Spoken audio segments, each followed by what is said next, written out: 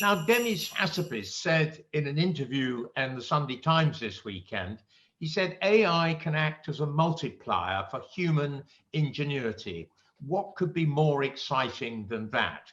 And that sums up the potential for AI for many of us, especially in the wake of so many AI breakthroughs this year, especially by Demis and DeepMind themselves in AlphaFold's ability to predict protein structures.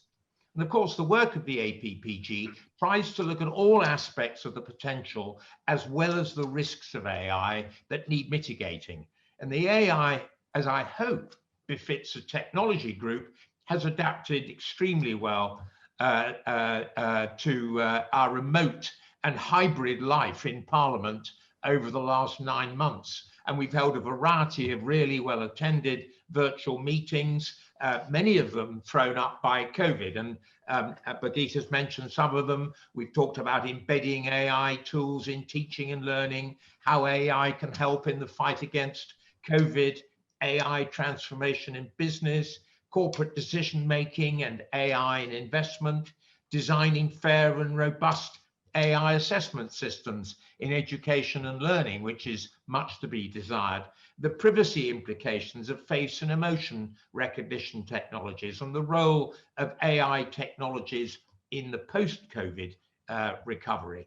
And of course, we've been able, as a result, to draw our speakers from far and wide without any geographical boundaries this year, and a very diverse group of opinions, as well as speakers.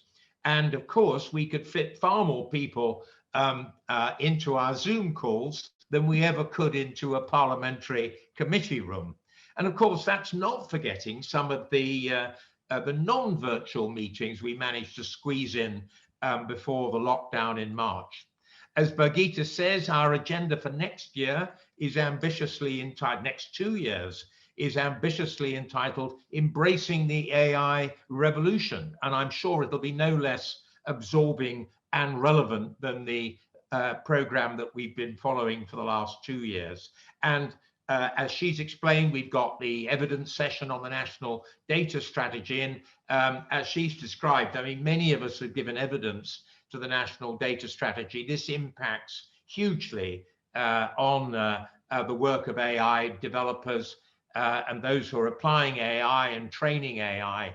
So that's going to be extremely interesting when that finally emerges. But we're also going to be talking about AI and public health. We're going to be talking about R&D under the AI sector deal.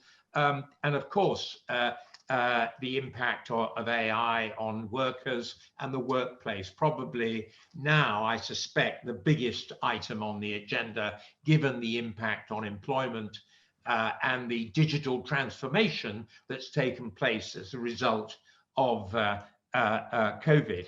And then we've got a sort of very interesting mixture of AI in the classroom and the boardroom. Not at the same time, but certainly both are of huge importance. And I also, at the same time as talking today, want to congratulate the Big Innovation Centre for everything they've done for the all-party group during a really difficult time, and in particular, organising our meetings, our remote meetings, but also the new Pavilion platform. It's going to be a great resource for us all. And whether you're a member or a non-member, I think it's going to be extremely useful going forward. And as part of the work of the APPG, we're going to be looking at global initiatives on AI too. And this is particularly relevant to the all-party group, as the OECD have in fact modeled their new AI global parliamentary network on our APPG, and we've helped found the network, and we've played a central role in activities so far. We had a major meeting of the network only last week, jointly with their experts, their AI experts, One AI, and it's playing a very useful role in classifying AI with a view to determining where standards or regulation will be appropriate. It's that kind of approach, that risk-based approach which is finding increasing favor amongst regulators, I'm glad to say. And it is designed not to over-regulate, but certainly to make sure that we mitigate the risks when they arise.